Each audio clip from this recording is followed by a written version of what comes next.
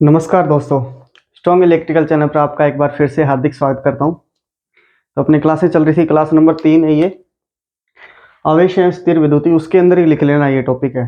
ठीक है, आज जो मैं बताने जा रहा हूं आपको कुछ मोस्ट इंपॉर्टेंट है। आज अपने पढ़ेंगे इसके अंदर परमाणु संरचना के बारे में अध्ययन करेंगे और विद्युत क्षेत्र की तीव्रता है उसके बारे में अध्ययन करने वाले हैं। ठीक है, तो आज अपन बात कर लेते हैं। पहले एक नियम आता है जिसे अपने कहते हैं गाउस का नियम। उस नियम को कहते हैं गाउस का नियम। ठीक है, गाउस का नियम एग्जाम के अंदर लगभग पूछा जाता है। ऐसे नहीं पूछते इसके बारे में क्या चीज है, ऐसे नहीं पूछा, कभी पूछा जाता है एग्जाम के अंदर। दो पूछा जाता है, वो मैं आपको लाइन बता देता हूँ कि जो गाउस का नियम वो किस चीज के लिए लागू होता है। ठीक है, गाउस का नियम है जो किस चीज के लिए लागू होता है। ठीक है, तो जो गाउस का नियम होता है वो अनंत सीट, पहले लिख लो अनंत सीट,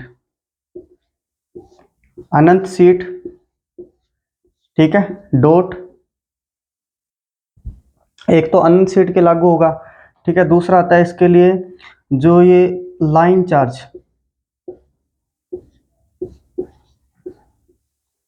लाइन चार्ज एवं व बिंदु आवेश, बिंदु आवेश। एक और बात लिख लो, और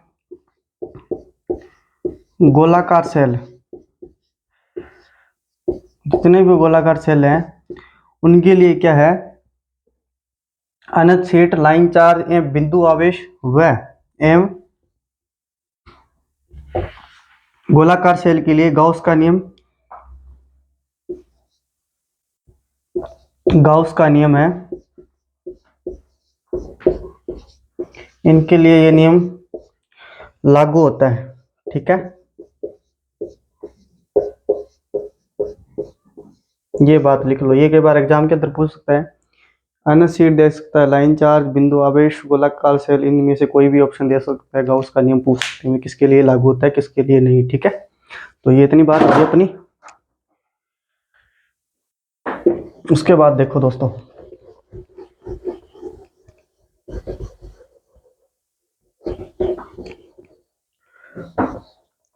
इसके बाद एक पॉइंट आता है जिसे कहते हैं अपने विद्युत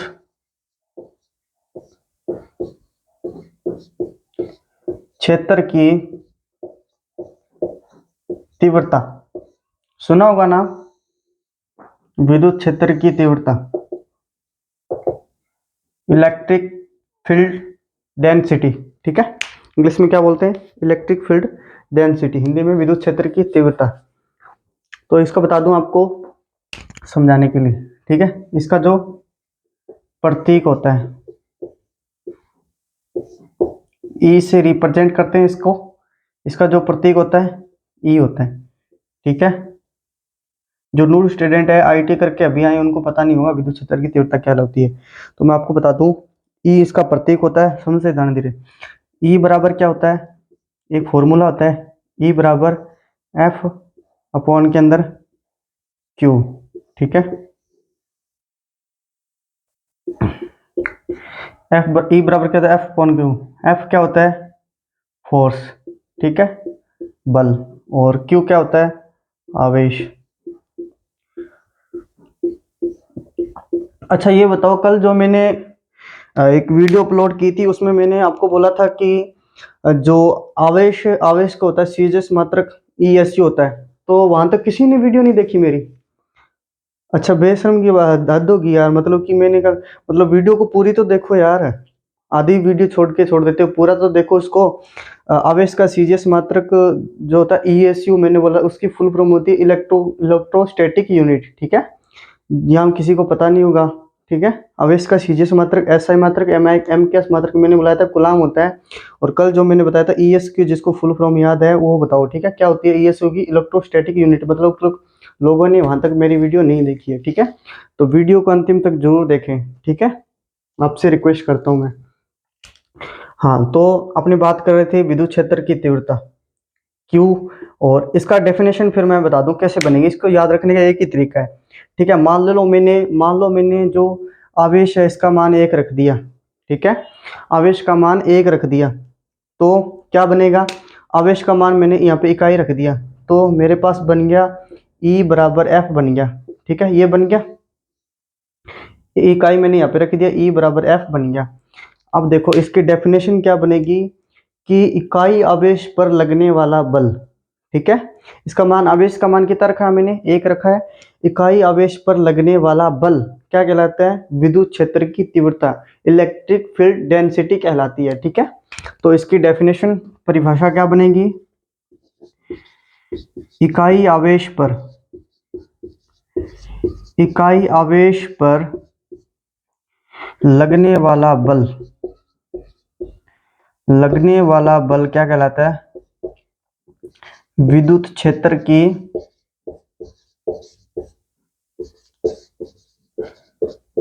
विद्युत क्षेत्र की तीव्रता कहलाती है, ठीक है। इकाई आवेश पर लगने वाला बल। अब ये इसका फॉर्मूला होता है, क्या होता है, E बराबर F अपॉन के अंदर Q। तो इस फॉर्मूले से अपने इसका मात्रक निकाल सकते हैं, जी हाँ बिल्कुल निकाल सकते हैं। बल का मात्रक क्या होता है, न्यूटन, और आवेश का मात्रक कल पढ़ा था SI मात्रक कूलाम। तो इसका फिर मात्रक क्या बन जाएगा, न्यूटन प्रति कूलाम।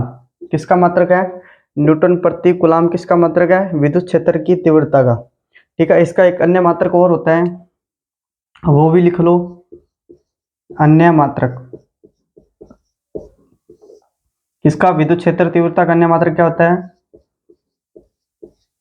वोल्ट प्रति मीटर,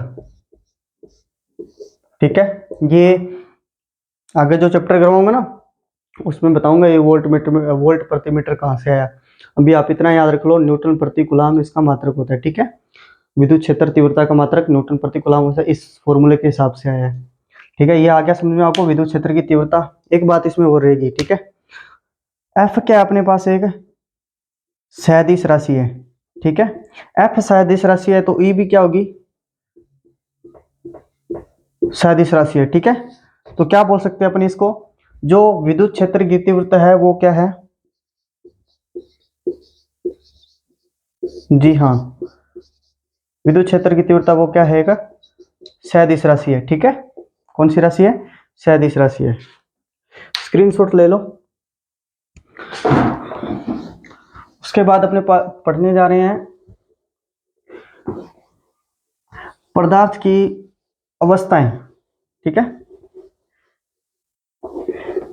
पढ़ा होगा, ठोसीय पदार्थ, गैसीय पदार्थ, द्रवीय पदार्थ कौन कौन से होते हैं, ठीक है। पदार्थ की जितनी भी अवस्थाएं, अपने 3 पढ़ा होगा, आज मैं आपको 5 प्रकार की अवस्थाएं बढ़ाने के लिए जा रहा हूं, ठीक है। अच्छा, टॉप यहाँ पे लगाओ हेडिंग, पदार्थ की अवस्था।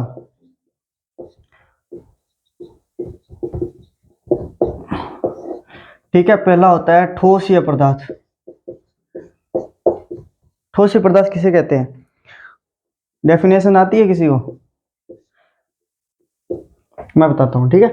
ठोस वे पदार्थ होते हैं जिनका आकार एवं आयतन, आयतन व आकार क्या होते हैं, फिक्स होते हैं, ठीक है। कोई भी किसी भी प्रकार का अपना परिवर्तन नहीं कर सकते उसमें, निश्चित होते हैं, ठीक है। वे पदार्थ जिनका आकार व आयतन निश्चित होते हैं क्या कहलाते हैं, ठोस पदार्थ। एग्जाम्पल के तौर पे लकड़ी, पत्थर ले लो, ठीक है, ठोस पदार्थ है एक। सेकंड पदार्थ होता है, वो होता है द्रव, ठीक है। वे पदार्थ जिनका आकार क्या होता है, अनिश्चित एवं आयतन निश्चित होता है, कौन से पदार्थ कहलाते हैं, द्रव पदार्थ। द्रव पदार्थ जैसे अपने पानी में एक गिलास लिया, ठीक है, गिलास में एक पानी लिया, गिलास है इसमें मैंने पानी लिया, तो ये जो पानी है इसका आयतन मैंने, ये पानी है जो मैंने बाल्टी में डाल दिया, ठीक है। बाल्टी में डाल दिया, तो इससे क्या हुआ कि जिसको आकार है वो अनिश्चित है, ठीक है। आयतन 1 लीटर पानी इसमें है, तो वो बाल्टी में जाके 1 ही लीटर मैंने उस आयतन निश्चित है, और इसका आकार है जो बदल गया, ठीक है। मतलब पहले शेप किसकी थी, गिलास की थी, फिर मैंने उस बाल्टी में डाला तो उसकी शेप कैसी होगी, बाल्टी जैसी होगी, ठीक है। वे पदार्थ कौन से कहलाते हैं, द्रव पदार्थ। पेट्रोल, डीजल वगैरह कुछ इसके अंदर आते हैं, दूध भी इसके अंदर आएगा, पानी भी इसी के अंदर आएगा, ठीक है। और 3 नंबर की अपनी बात करते हैं, जो गैसीय पदार्थ होते हैं, फिर उनमें क्या होता है, जो गैसीय पदार्थ होते हैं वो जिनका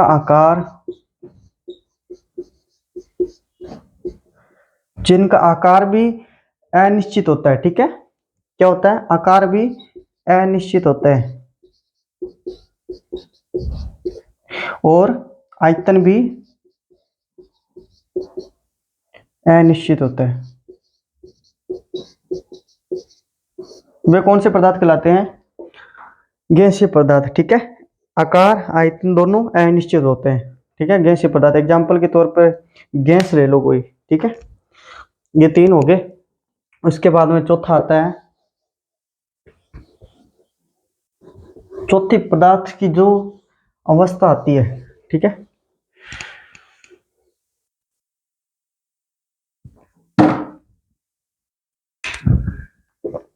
उसको बोलते हैं बोस आइंस्टीन, ठीक है। बोस आइंस्टीन ये होता है, एक अवस्था आती है, ठीक है, पदार्थ की, बोस आइंस्टीन। तो इसमें क्या करते हैं, अपने परम शून्य ताप पर, ठीक है, परम शून्य ताप पर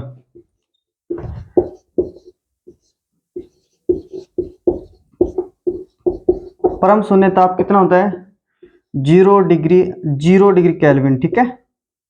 ओके लिखा गया ना, केल्विन लिख सकता हूं, ठीक है। परम शून्य ताप 0 डिग्री केल्विन पर पदार्थ की क्या है, इसमें भौतिक गुणों का, पदार्थ में भौतिक गुणों का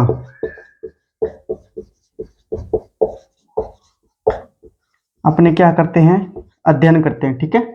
बोस आइंस्टीन, ये पदार्थ की कुछ अवस्था होती है, परम शून्य ताप पर क्या करते हैं, पदार्थ में भौतिक गुणों का अपने अध्ययन करते हैं इसके अंदर, ठीक है। एक अवस्था आती है जिसको बोलते हैं अपने प्लाज्मा, ठीक है। एक अवस्था आती है 5 नंबर प्लाज्मा, एक और होती है, उसमें क्या करते हैं, अपने पूरे ब्रह्मांड का अपने क्या करते हैं, अध्ययन करते हैं, ठीक है। पूरे ब्रह्मांड का अध्ययन करते हैं, कौन सी अवस्था के अंदर, प्लाज्मा। बेसिक एग्जाम के अंदर पूछा नहीं जाता, तो मैं आपको एक्स्ट्रा ही बता रहा हूँ कुछ। ये 5 अवस्थाएं होगी, 3 अवस्थाएं उसमें से पूछ ले तो इसमें तो बहुत कम पूछा जाता है, लगभग क्वेश्चन।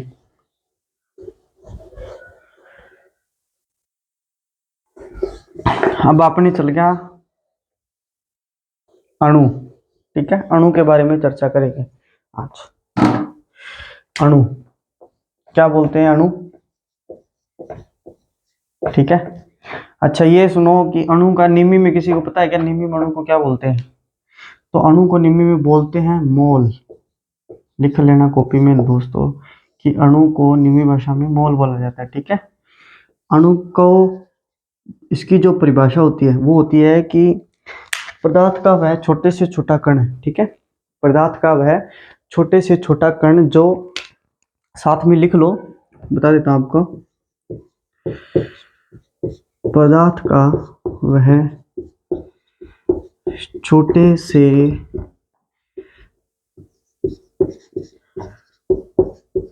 छोटा कण जो रासायनिक, ठीक है, रासायनिक क्रिया में भाग लेता हो, ठीक है, भाग लेता हो एवं भौतिक रूप से स्वतंत्र हो, ठीक है, खुला हो, स्वतंत्र हो, उसको क्या कहते हैं, अणु या मोल कहा जाता है, ठीक है। आईटीआई में रट रखा हुआ है तो सभी बच्चों को आते हैं। इसके बाद आता है परमाणु, जो इससे भी छोटा कण है, ठीक है। अणु का वह है छोटे से छोटा कण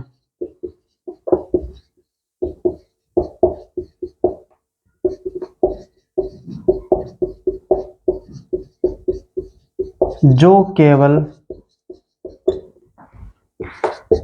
रासायनिक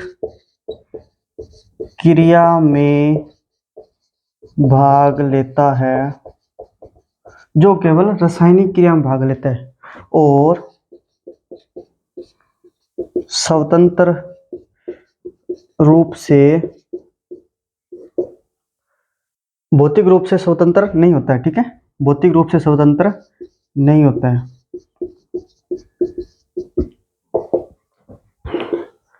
एटम इसको बोला जाता है, परमाणु का यही डेफिनेशन है। एक नोट पॉइंट लिख लो कि मैं बोल रहा हूँ साथ साथ में कि परमाणु एक ऐसी चीज है जिसको ना तो उत्पन्न किया जा सकता है और ना ही नष्ट किया जा सकता है, ठीक है, ना ही उत्पन्न किया जा सकता है और ना ही नष्ट किया जा सकता है। कौन से वैज्ञानिक ने कहा था? मैंने एग्जाम दिया था, एमसीक्यू दिए थे चैनल पर, आप जाके देखिए, बहुत सारे एमसीक्यू डाले हुए हैं चैनल पर। तो मैंने यही क्वेश्चन डाला था वहाँ पे कि परमाणु को न ही उत्पन्न किया जा सकता है और न ही नष्ट किया जा सकता है। वैज्ञानिक का नाम दिए, कौन से वैज्ञानिक ने कहा? तो आप नोट पॉइंट लिख लीजिए कि परमाणु को न ही उत्पन्न किया जा सकता है और न ही नष्ट किया जा सकता है। वैज्ञानिक का नाम है डाल्टन, ठीक है। कौन से वैज्ञानिक थे? डाल्टन नामक वैज्ञानिक ने यह बात की थी कि परमाणु को न तो उत्पन्न किया जा सकता है और न ही नष्ट किया जा सकता है, ठीक है। ये हो गया क्लियर आपका अणु परमाणु। उसके बाद अपने आते हैं परमाणु संरचना के बारे में, जो कि बहुत ही मोस्ट इंपोर्टेंट है, ठीक है। क्या पढ़ेंगे? परमाणु संरचना। तो वीडियो पे बने रहें, परमाणु संरचना के बारे में अपने अध्ययन करने जा रहे हैं आज।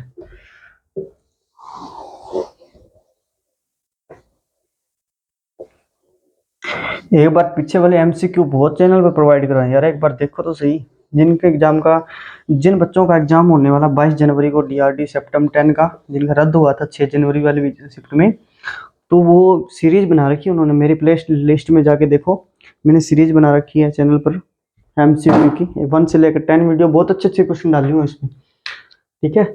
और आज अब पढ़ने जा रहे हैं परमाणु संरचना,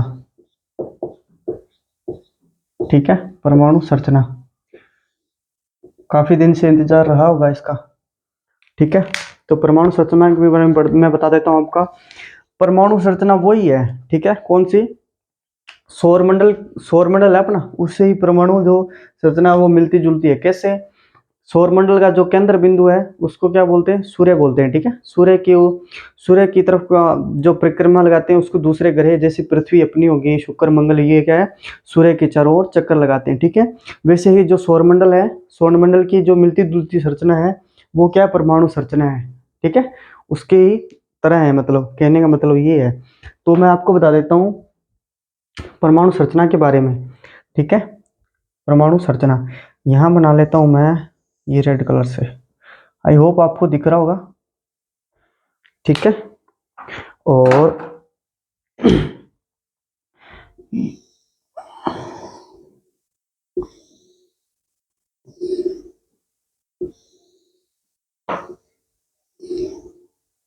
ठीक है,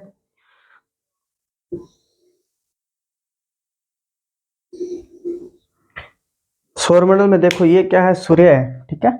ये इसके तो जैसे अपनी पृथ्वी, बुध, शुक्र, शनि, इसके चारों तरफ क्या है? गुना लगाते हैं। वैसे ही परमाणु संरचना के अंदर जो इलेक्ट्रॉन होते हैं, ठीक है, जो इलेक्ट्रॉन होते हैं वो क्या है? ये होता है नाभिक, ठीक है। सब बताऊंगा मैं। नाभिक के चारों ओर क्या है? इलेक्ट्रॉन गति करते रहते हैं, ठीक है। रोटेट या घूमते रहते हैं या चक्कर लगाते रहते हैं, ठीक है। अब मैं इसकी जो नाभिक की बातें हैं वो आपको मैं बता देता हूँ। यहाँ पे आ जाओ नाभिक को, ठीक है। यहाँ पे लिख लो नाभिक को, दिख रहा होगा शायद, है ना? दिख रहा होगा शायद।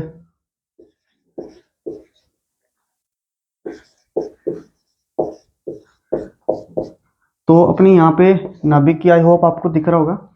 नाभिक के बारे में अपने बता देते हैं। जो नाभिक के अंदर दो चीज विद्यमान होती है, ठीक है। तीन चीजें होती है परमाणु के अंदर, इलेक्ट्रॉन, प्रोटॉन और न्यूट्रॉन, ठीक है। जो नाभिक के अंदर उपस्थित होते हैं वो होते हैं प्रोटॉन प्लस न्यूट्रॉन, बेसिकली सी बात है, सभी को पता है कि नाभिक में प्रोटॉन और न्यूट्रॉन उपस्थित होते हैं, जबकि इलेक्ट्रॉन है जो परिक्रमा करता है, ठीक है, इसके चारों ओर। इसके अंदर क्या उपस्थित होते हैं? प्रोटॉन प्लस न्यूट्रॉन, ठीक है, कई बार एग्जाम के अंदर पूछा गया है।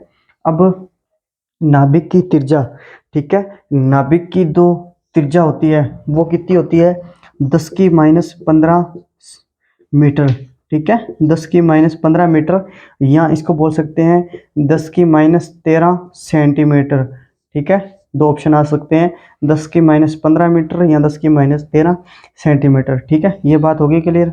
उसके बाद मैं आपको बता दूं, जो ये 10⁻15 मीटर है, इसको अपने बोलते हैं फर्मी या फैक्टो, ठीक है, फर्मी या फैक्टो इसको बोलते हैं, ठीक है। ये भी बात आ गई समझ में। उसके बाद अपने बात कर लेते हैं, जो नाभिक की जो खोज करता है, ठीक है, नाभिक की जो खोज करता है वो कौन है? लॉर्ड रदरफोर्ड ने इसकी खोज की थी, ठीक है। वैसे आम भाषा अपने रदरफोर्ड ही लिखते हैं, ठीक है, रदरफोर्ड, ये रदरफोर्ड ही लिख सकते हैं अपने। इसके खोजकर्ता कौन है? नाभिक के रदरफोर्ड ने, ठीक है। अब इसकी पूरी कहानी समझा देता हूँ मैं। ये वैज्ञानिक थे, रदरफोर्ड नामक एक वैज्ञानिक थे, ठीक है। इन्होंने क्या किया? एक्सपेरिमेंट किया, परीक्षण किया, ठीक है। इन्होंने उस परीक्षण का नाम था अल्फा कण परिकर्णन, ठीक है। उस परीक्षण का क्या नाम था? अल्फा कण परिकर्णन, ठीक है। उन्होंने क्या किया? एक सोने की पतली धात्विक चद्दर ली, ठीक है, पतली एक चद्दर ली उन्होंने। जैसे मैं बता देता हूँ, ये कोई चद्दर है, ठीक है, सोने की। इन्होंने क्या किया? अल्फा किरण को इसमें दागा, ठीक है, 20,000 अल्फा कणों को इसमें दागा यहाँ से, ठीक है। मान लो ये अल्फा कण है, यहाँ से बाहर निकल गई, ठीक है। सेकंड अल्फा कण ये भी बाहर निकल गई, और यहाँ से ऊपर है जो बाहर निकल गई, ठीक है। इन्होंने बताया कि जो परमाणु का बाहरी भाग होता है वो एकदम से खोखला होता है, ठीक है। इस वैज्ञानिक ने यही कल्पना की थी। और जो यहाँ से यहाँ पे आ रही थी अल्फा कण, वो यहाँ से मतलब कि सीधी नहीं जा रही थी, किसी कारणवश वो ऐसे जा रही थी, ठीक है, और यहाँ वाली ऐसे जा रही थी, ठीक है, अल्फा कण। अब जो इसका सेंटर भाग है, इन्होंने कल्पना की कि इनका जो सेंटर भाग है वो दर्द, ठीक है, दर्द या मजबूत या भारी है, ठीक है। इन्होंने क्या बोला कि जो इसका सेंटर भाग है, जो दर्द या भारी बोल सकते हैं अपने, भारी है। इसके कारण जो अल्फा कण आती है वो इसको छेद नहीं पाई, ठीक है, बाहर नहीं जा पाई, जिस तरफ आई थी वो उसी तरफ चली गई वापस, ठीक है, अल्फा कण। इन्होंने यही कल्पना की थी। कौन से वैज्ञानिक ने? रदरफोर्ड नामक वैज्ञानिक ने कौन सा परीक्षण किया? अल्फा कण परीक्षण, इन्होंने परीक्षण एक्सपेरिमेंट किया, ठीक है, इन चीजों पे। तो इन्होंने जो ये इसका सेंटर भाग नाम रखा, इन्होंने लिखा नाभिक, ठीक है। तभी अपने बोलते हैं कि जो नाभिक की खोज है, खोजकर्ता कौन है? रदरफोर्ड है, ठीक है। ये आपको समझ में आ गया होगा, आई होप, ठीक है। तो ये चीजें कुछ है। अब मैं बता देता हूँ इसके, ये आपको समझ में आ गया। इसके अंदर प्रोटॉन न्यूट्रॉन होते हैं। इसकी जो त्रिज्या होती है नाभिक की 10⁻15 मीटर से लगभग, इसको यहाँ बोल सकते हैं 10⁻13 सेंटीमीटर, 10⁻15 मीटर फर्मी या फैक्टो बोलते हैं। खोजकर्ता लॉर्ड रदरफोर्ड, इसका पूरा नाम भी याद रख लेना। अब मैं बता देता हूँ आपके कुछ इसके मुख्य पॉइंट है, ठीक है। और आपको बता देता हूँ, जो ये नाभिक के अंदर उपस्थित होते हैं ना, पी और एन, प्रोटॉन और न्यूट्रॉन, ठीक है, ये क्या करते हैं? नाभिक के अंदर ही रहते हैं। किसके कारण? इसमें एक बल लगता है, अंतरः आणविक बल, जिसको बोलते हैं अंतरः आणविक बल के कारण ये इसमें ही जुड़े रहते हैं, ठीक है, अंतरः आणविक बल के कारण जुड़े रहते हैं, ठीक है। अब जो इलेक्ट्रॉन की चारों ओर गति लगाते हैं, गति करते हैं इलेक्ट्रॉन, उसके बारे में आपको कुछ बताना चाहूंगा। इसको पहले इरेज करूंगा, मुख्य बिंदु टॉपिक डालूंगा मैं इसमें एक, ठीक है, क्या डालूंगा? मुख्य बिंदु। हालांकि मैं बता दूं, जो डायग्राम है ये परमाणु संरचना का ये नहीं है, ठीक है। अब जो डायग्राम ये तो अपने को समझने के लिए, ये क्या होती है? कक्षाएं होती हैं इसकी, KLMNO, ठीक है, KLMNO। वैसे तो 4 ही कक्षा अपने मानते हैं, बट इसकी 7 कक्षा होती है, ठीक है। ये भी आपको याद रख लेना है। सब कुछ बताऊंगा, बस आप मेरे साथ जुड़े रहें। हाँ, अब मैं बता देता हूँ, जो रियल इसका डायग्राम होता है, रियल इसका जो डायग्राम होता है वो कैसे होता है, ठीक है, ऐसे कुछ डायग्राम होता है इसका। पर अपने जो समझने के लिए बनाते हैं वो बनाते हैं, ठीक है। ताकि अपने को अच्छे से समझ आ जाए। जो रेड कलर का है इसको बोलते हैं अपने नाभिक, ठीक है। क्या बोलते हैं इसको? नाभिक, जिसके अंदर प्रोटॉन प्लस न्यूट्रॉन क्या रहते हैं, अंतर आणविक केबल कर। अब मेरे को बताओ, ये जो इलेक्ट्रॉन है, ये जो इलेक्ट्रॉन है, मुख्य बिंदु यहाँ विशेष बिंदु का टॉपिक डालो, ठीक है। विशेष बिंदु, विशेष बिंदु क्या है? पहला डालो कि ये जो इलेक्ट्रॉन होते हैं वो जो नाभिक के चारों ओर, पहला लिखो कि जो इलेक्ट्रॉन नाभिक के चारों ओर, नाभिक के चारों ओर क्या करते हैं? दीर्घवृत्ताकार घेरे में चक्कर, दीर्घवृत्ताकार घेरे में चक्कर लगाते हैं, ठीक है। इसका मतलब क्या है कि जो इलेक्ट्रॉन है, जो नाभिक के चारों ओर एक दीर्घवृत्ताकार घेरे में चक्कर लगाते हैं, ठीक है। अब मैं बता दूं, शायद ही आपको किसी ने बताया होगा, मैं बता दूं, ये जो बात कहने वाले हैं उन वैज्ञानिक का नाम था नील बोर, ठीक है। उन वैज्ञानिक का नाम था नील बोर। नील बोर ने यह बात की थी कि जो नाभिक के चारों ओर वो जो इलेक्ट्रॉन है वो परिक्रमा करते हैं दीर्घवृत्ताकार घेरे में, ठीक है। अब सेकंड पॉइंट लिख लो, तो ये दीर्घवृत्ताकार ही क्यों घेरे में लगाते हैं, ठीक है, ऐसा क्यों बनता है इसका सिंबल? इसका कारण है कि इनमें कोई अभिकेंद्रीय बल, ठीक है, क्या लगता है इन पे? अभिकेंद्रीय फोर्स लगता है, ठीक है। अब केंद्रीय बल के कारण ये क्या है? दीर्घवृत्ताकार घेरे में चक्कर लगाते हैं, ठीक है। सेकंड बात ये होगी। अब मैं बता दूं, आपको पता है क्या, एक बात और है इसमें, जो ये इलेक्ट्रॉन होते हैं वो या तो ऐसे भी घूम सकते हैं या इसके क्लॉकवाइज घूम सकते हैं, ठीक है। मतलब एंटी क्लॉकवाइज भी घूम सकते हैं और क्लॉकवाइज भी घूम सकते हैं, ठीक है। तो इसमें तीसरी बात अपने को लिखने को मिलती है, जो इलेक्ट्रॉन होते हैं वो कैसे भी घूर्णन कर सकते हैं, ठीक है। मतलब इलेक्ट्रॉन वामावर्त या दक्षिणावर्त, ठीक है, वामावर्त या दक्षिणावर्त कैसे भी रोटेट कर सकते हैं, घूर्णन कर सकते हैं परमाणु संरचना के अंदर, ठीक है। और बस आज के लिए इतना ही। कल अपने पढ़ेंगे प्रोटॉन, न्यूट्रॉन और इलेक्ट्रॉन के बारे में। और वीडियो अच्छी लगे तो प्लीज़ लाइक कर दें यार, ठीक है।